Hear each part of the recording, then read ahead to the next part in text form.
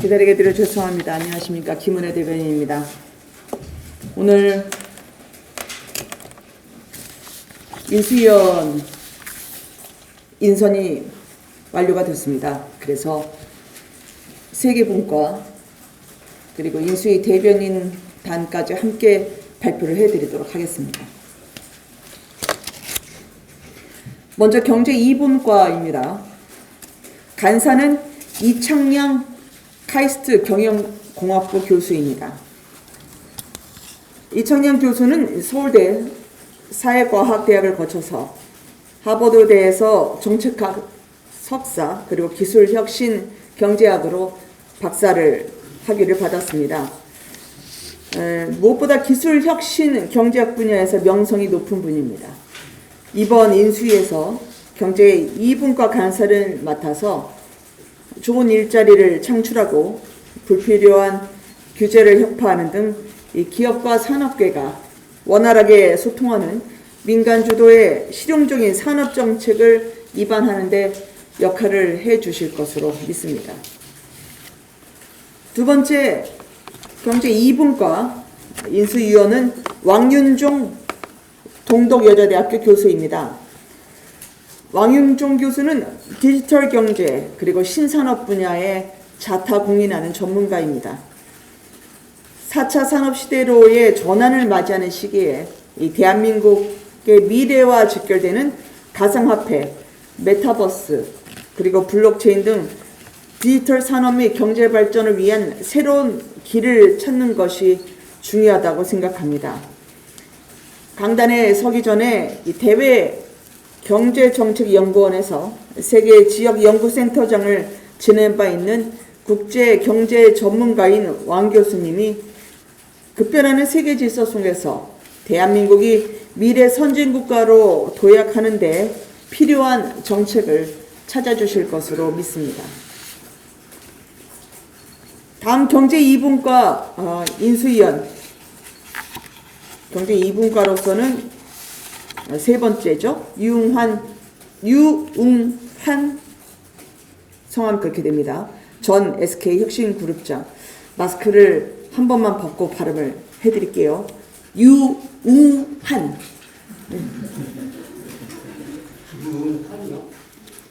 유웅환. 죄송합니다. Read my lips네요. 죄송합니다. 현재 SK텔레콤 고문을 맡고 계십니다. 전 SK텔레콤 ESC 혁신그룹장이기도 했습니다. 카이스트에서 전기 전자공학 박사를 취득하시고 미국 실리콘밸리에 있는 인텔에서 엔지니어를 거쳐서 수석 매니저로서 역할을 하신 분입니다. 이후에 삼성전자 그리고 현대자동차의 반도체 엔지니어링, 미래 기술 관련 총괄 임원으로도 활동하신 반도체 설계 기술자입니다. 유웅환 전 혁신그룹장은 기술은 사람을 향해야 한다. 이 생각으로 평생을 살아오신 분입니다. 그래서 대한민국 미래 산업 생태계를 조성하고 기업뿐 아니라 이 대한민국도 ESG, 즉 환경, 사회, 지배구조 혁신을 하도록 하는데 도움을 주실 것으로 생각합니다. 다음은 경제 2분과 마지막 인수위원입니다. 기자님들이 많이 쓰셨죠. 고산 타이드 인스티튜트 대표입니다. 이 고산 대표는 한국 최초 우주인에 도전하신 분으로 더 유명합니다.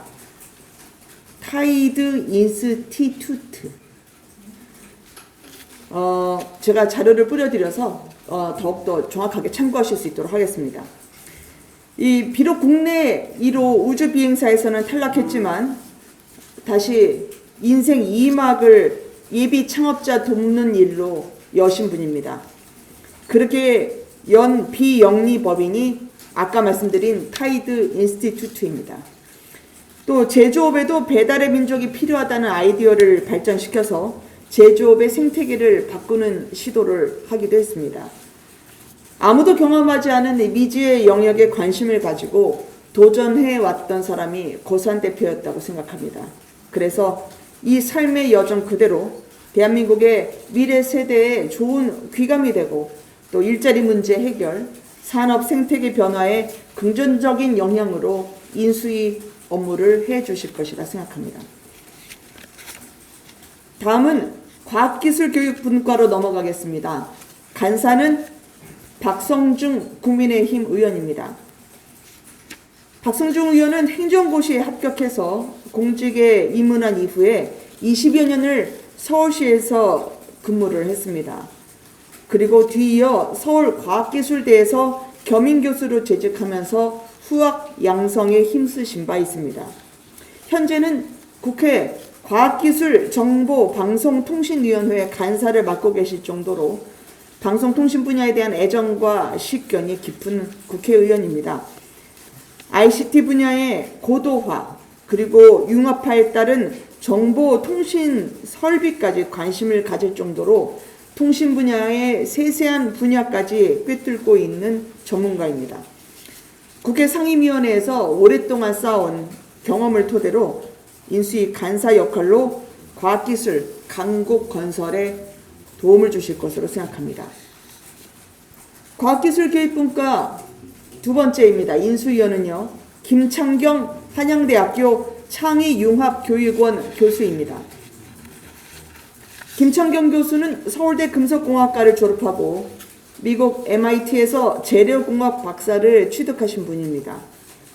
미국 MIT 연구원을 거쳐서 1990년대부터 한양대학교 신소재공학부 교수로 역임 중이었는데요. 최근에는 4차 산업혁명 전도사라는 타이틀이 붙을 정도로 해당 분야에 깊은 연구 활동을 하고 이번 대선에서는 당선인을 도와 디지털 플랫폼 정부 수립 공약을 마련하는 데 일조를 했습니다. 앞으로 인수위에서는 인공지능과 빅데이터를 행정 서비스에 결합하는 디지털 플랫폼 정부 공약을 구체화하는 데 많은 도움을 주실 것으로 믿습니다.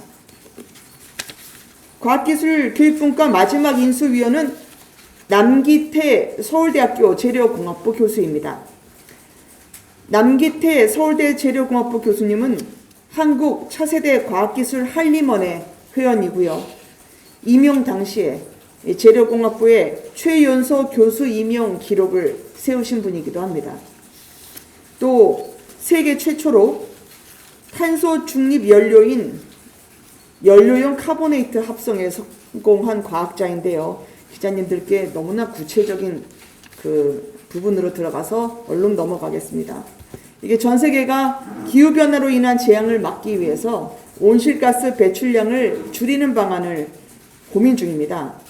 그런 시점에 조금 전에 말씀드린 아무런 쓸모가 없는 이산화탄소를 고부가가치 화합물로 전환하는 기술을 개발하신 남 교수님, 이런 젊은 과학자와 교육자가 저희와 함께 해주신다면 윤석열 정부가 전 세계 탄소 중립 그리고 탄소 중립 연구 개발 분야에서 종주국으로 거듭날 수 있을 것으로 생각합니다. 사회복지문화분과 간사 소개하겠습니다. 이미자 국민의힘 국회의원입니다. 이미자 의원은 많이 아시는 것처럼 노동운동가 출신의 재선의원입니다. 과거에 대림수산에 근무하면서 노동운동에 몸담았고 한국노동동합 총연맹에서 부위원장까지 역임한 바 있습니다. 한국노총이죠. 또 경기도 지방노동위원회 근로자위원, 중앙노동위원회 근로자위원을 겸임할 정도로 노동계에서 왕성한 활동을 했던 실천적 노동운동가였습니다. 이미자 의원의 삶의 궤적을 따라가 보면 왜 간사 역할을 해야 하는지 아시게 될 것 같습니다. 우리 사회의 어두운 곳을 밝히고 세상을 더 따뜻하게 만드는 그 분과로 다른 세 분의 인수위원과 함께 협력해서 어려운 일을 잘 수행해 주실 것이라 믿습니다. 사회복지문화분과 인수위원 세 분을 소개하겠습니다. 간사 외에요. 안상훈 서울대학교 사회복지학과 교수입니다. 안상훈 서울대 교수는 복지국가 전략 전문가로서 역대 정부에서 진영을 가리지 않고 복지정책을 자문하며 정책적 역량을 이미 검증받으신 분입니다. 현실적인 복지국가 설립을 위한 다양한 구상을 제시하고 있기 때문에 윤석열 정부의 복지정책 수립에 큰 기여를 하실 것으로 판단됩니다. 윤석열 당선인은 무분별한 현금 지급형, 또 퍼주기식 복지보다는 보육, 그리고 교육 등 사회 서비스 복지를 적재적소에 제공하는 것이 정부의 역할이라고 생각합니다. 이러한 당선인과 인식을 같이 하는 안상훈 교수의 효과적인 복지정책 설계를 기대합니다. 다음 사회복지문화분과 인수위원은 백경란 성균관대학교 의과대학 교수입니다. 의사이시기도 하죠. 백경란 성균관대 의대 교수는 역량 있는 감염내과 전문의입니다. 특히 코로나19로 전 세계가 몸살을 앓는 시기에 대한감염학회 이사장을 맡아서 코로나19 사태를 효과적으로 통제하기 위한 방안을 고민해 왔습니다. 또 코로나19 확산에 대응해서 의료자원을 효율적으로 활용하는 방안 역시 찾고자 했던 분입니다. 감염내과 전문의로서의 사명감, 그리고 대한민국 국민이 다시 일상을 회복할 수 있도록 끊임없이 방법을 구상해서 새로운 코로나19 방역 체계를 윤석열 정부가 설계하는데 주도적인 역할을 할 것이라고 봅니다. 다음 사회복지문화분과 인수위원 김도식 서울특별시청 정무부시장입니다. 김도식 서울시 정무부시장은 동국대학교 영상대학원 문화콘텐츠학과에서 후학을 양성하는 일을 겸하고 있습니다. 또 98년에 김대중 대통령 취임식 실행위원을 지낸 바 있으며 언론 그리고 방송 관련 분야에서 꾸준히 학문적 역량을 쌓고 있습니다. 김도식 부시장은 방송은 사회적 공기이므로 특정 진영과 이념을 위한 사회적인 도구로 전락해서는 안 된다는 신념을 갖고 있습니다. 이 같은 김 부시장의 인식이 향후에 사회적 공기로서 국민을 위해 유익한 정보를 전달하는, 그러면서도 즐거움을 선사하는 언론의 역할을 함께 찾는 데 도움을 줄 것이라고 생각합니다. 인수위 대변인은 제가 이분 이름은 언론에서 본 적이 없던 것 같습니다. 인수위 대변인은 신용현 전 의원님입니다. 그리고 이분의 신용현 전 의원의 정책적 역량, 그리고 함께 국민들께 우리 윤석열 정부의 새로운 인수위 구상을 정확하게 전달하고, 그리고 친절하게 함께 가는 기자님들과의 접점을 마련하는 데 있어서 이만한 적임자가 없다고 생각을 했습니다. 자세한 그 프로필을 저희가 이게 전달받은 지 몇 분 안 돼가지고요. 바로 자료를 드리도록 하겠습니다. 수석 부대변인은 두 분입니다. 원일이 전 SBS 보도본부 논설위원입니다. 원일이 전 위원은 기자 출신으로 32년간 언론계에 몸담아 왔습니다. 그리고 워싱턴 특파원, 보도본부 사회부장, 논설위원을 역임한 바 있습니다. 좌우 이념을 가리지 않고 국익과 국민의 도움이 되는 해법을 찾기 위해 노력해 왔습니다. 또 국민의힘 선거대책본부에서 대변인을 맡아서 촌철살인 논평으로 국민의 공감을 받아왔습니다. 윤석열 정부의 청사진을 국민과 언론에 정확하게 전달할 수 있는 수석 부대변인으로 설명을 드렸습니다. 다음 수석 부대변인은 최지현 변호사입니다. 최지현 변호사는 사법고시 합격 이후에 20여 년간 변호사로 활동해온 법률 전문가입니다. 김앤장 변호사와 서울대 법학전문대학원 개원교수를 지냈고 현재는 최지연 법률사무소의 대표 변호사를 역임하고 있습니다. 역시 윤석열 당선인의 경선 캠프 국민의힘 선거대책본부에서 부대변인과 대변인으로 활동하며 진중하고 성실한 모습으로 구성원들의 귀감이 되어 왔습니다. 국민분들이 궁금해하시는 차기 정부의 밑그림을 상세하게 전달해 주실 것으로 기대합니다. 프로필과 설명 자료를 동시에 저희가 배포를 하도록 하겠습니다. 네, 이제 질문에 들어갈까요?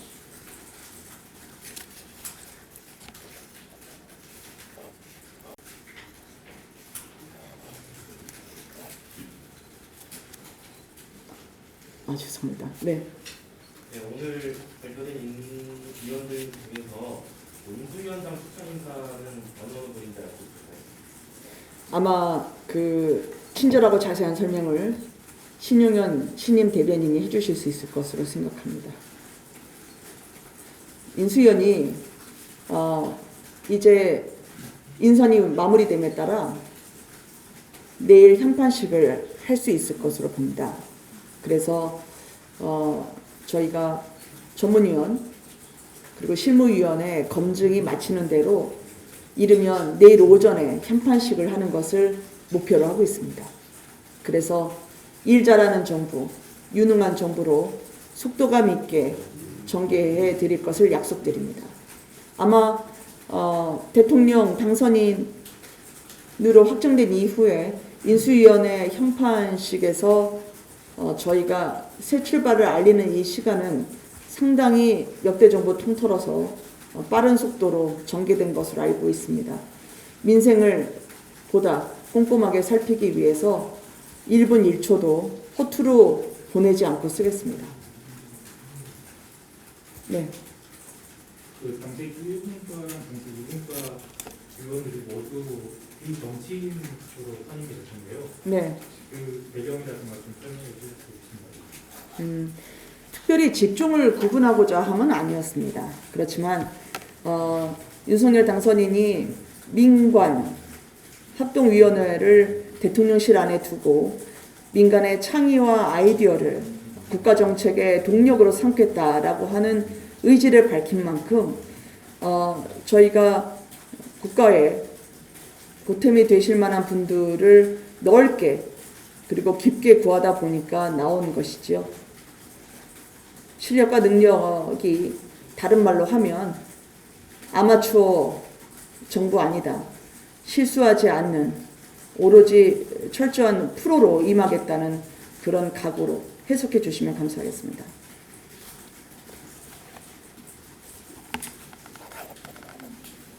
예. 오늘 브리핑 너무 길었죠. 네. 집무실 이전당은 두고 오후에 네. 당선인께서 안철수 위원장님과 최종 회의를 한다는 보도가 나왔는데요. 네. 확정된 게 있을까요? 사실 집무실과 관련해서는 당선인을 포함해서 최종적으로 결론이 난 상황은 아닙니다. 그리고 청와대를 왜 나와야 하는가라는 부분에 대해서 장소 부분보다는 아마 취지를 제가 조금 더 설명드리는 게 낫지 않을까라는 생각이 듭니다. 보통 지금의 청와대의 구조는 국민보다는 대통령에 더 집중하고 있는 구조입니다. 비서동에서 대통령의 집무실까지 올라가는데 상당한 시간이 소요됩니다. 저희가 1분 1초를 허투루 버리지 않겠다고 한 만큼 대통령과 비서진 그리고 국민이 특별한 거리를 두지 않고 실시간으로 신속하게 민생을 해결하는 것 또한 중요하다고 생각을 합니다. 구조를 말씀드린 건 지금까지의 청와대는 시민의 소통에서 단절돼 있고 고립이 돼 있었습니다. 그래서 궁극적으로 대통령 보호에만 최우선을 두었죠. 그러다 보니까 국민 곁으로 내려갈 혹은 국민 곁으로 다가갈 그런 상황이 되지 못했습니다.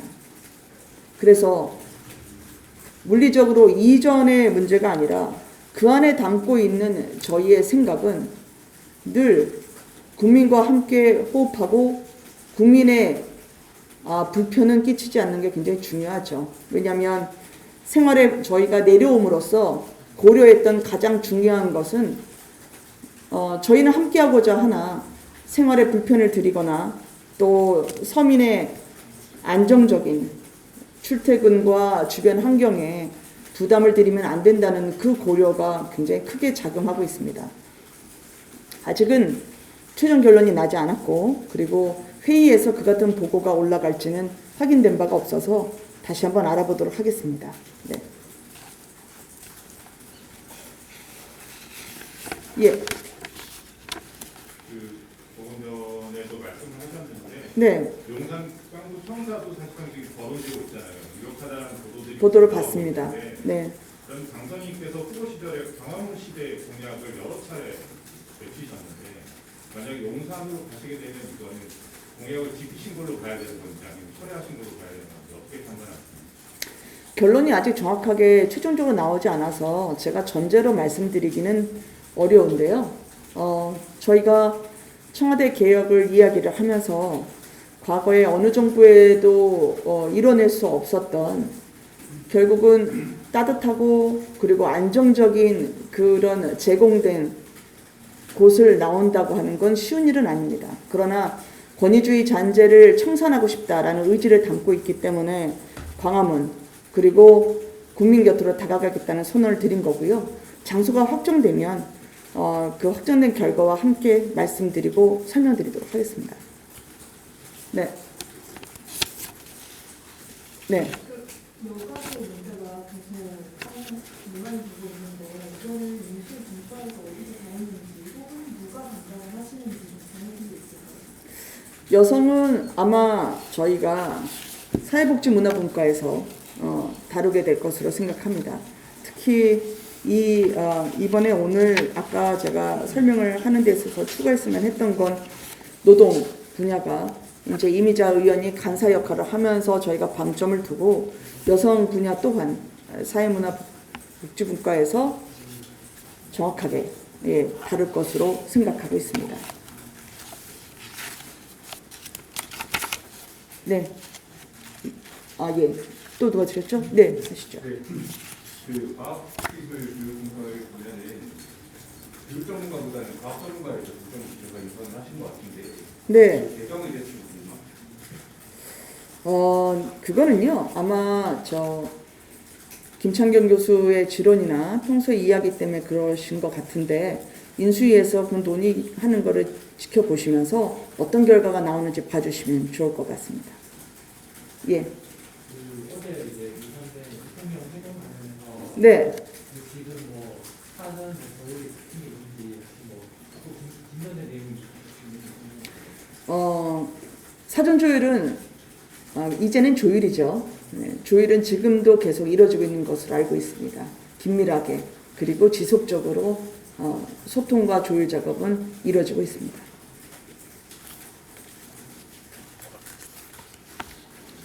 네. 조심스럽고 겸손하게 손을 들어주셨어요. 은정 기자님. 네. 이분 확인 부탁드리는데 네. 대통령 비서실장 인선이 거론되고 있는데 실제 좀 장관님께서 고려를 하고 있는지하고 네. 그 검찰총장 시절에 함께 검찰관 분들이 파견된다는 내용이랑 네.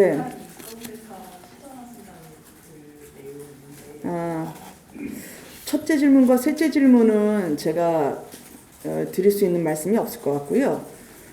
두 번째로 뭐 예전에 함께 근무하셨던 분 말씀을 하시는 것 같은데 제가 볼 때는 비서실이나 정무 분야에 검찰이 파견되거나 그럴 일은 없을 것으로 알고 있습니다.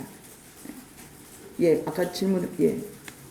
그 지금 경기 이분과위원이 사무부의 위주로 좀 배정이 됐는데 네. 그럼 부동산 문제 같은 경우는 어디 분과로 들어가게 되는 거죠? 주로 국토부의 관할은 경제 2분과입니다. 그래서 1분과에서 주로 금융 그리고 거시경제에 초점을 맡고 있다면 2분과에서는 실질적으로 저희가 집행이 되는 경제 분야를 맡게 될 것으로 생각합니다. 네, 죄송해요. 거기 앉아 계셔서 몰랐어요. 그 2017년에 청와대 이전 발표할 때 네. 그 서버 이전 비용에만 수백억 든다고 결론 내렸다고 이제 알려져 있는데 네네. 그 중부실 이전 총 비용 어느 정도 추계하시는지요? 네네. 그 비용은 어떤 방식으로 충당되는지. 네. 사실 이전은 어느 곳으로 이전하느냐 결정에 달려 있는 것 같습니다. 그래서 각 어떤 시기든 국민 소통과 함께하는 대통령실이라는 취지에 걸맞게 저희가 최우선 가치를 국민에 두고 가지만 비용 또한 가급적 최소한으로 그리고 절제할 수 있도록 하겠다라는 말씀을 드리고요. 그건 장소와 연결된 문제이기 때문에 비용 추산과 관련해서는 추후 확정된 결과와 함께 말씀드리도록 하겠습니다. 그리고 이제 제가 네 말씀하시죠. 마지막으로 될 것 같습니다. 예. 오늘 인수위 인턴을 제외하고요. 네. 어제 발표된 인수위 인턴을 보고 특정 정직 출신 인사들이 많다 이러면서 약간 한량성에 대한 이야기가 나오는데 네네. 좀 말씀 주실 수 있을까요? 네. 윤석열 정부가 지향하는 인선의 방향이 있습니다. 정부의 방향이라고도 하죠. 그거는 축적된 경험을 토대로 해서 그래서 전문성을 갖고 있는 말씀드린 실수하지 않는 아마추어가 아닌 인재를 구하고자 함에 초점을 맞추고 있습니다. 이른바 광폭 통합 정부라고나 할까요? 그래서 어제도 저희가 강석훈 특보라든지 김현수 특보 그리고 장성민 특보를 발표한 바가 있었습니다. 대통령 취임식 준비위원장의 박주선 전 의원이나 이분들을 본다 하더라도 이것은 과거의 DJP 연합 많이 이야기하지 않았겠습니까? 그거는 앞으로 산업화 그 당시에는 DJP 연합 때는 산업화 민주화 세력이 나라의 위기에 맞서서 대처하기 위한 그런 지혜였다고 한다면 저희는 필요한 인재를 구하기 위해서라면 대한민국 땅끝까지 갈 겁니다. 어쩌면 5,200만 국민 모두가 필요하다고 생각될 정도로 노력을 할 겁니다. 그래서 저희가 축적된 경험을 토대로 그리고 전문성을 바탕으로 더 큰 미래로 나아가기 위한 통합과 포용의 정부를 구상하고 있다. 그 일환으로 인선은 발표되고 있다. 해석해 주시면 감사하겠습니다. 너무 긴 시간 자판 두드리시며 고생 많으셨습니다. 감사합니다. 안녕히 계세요.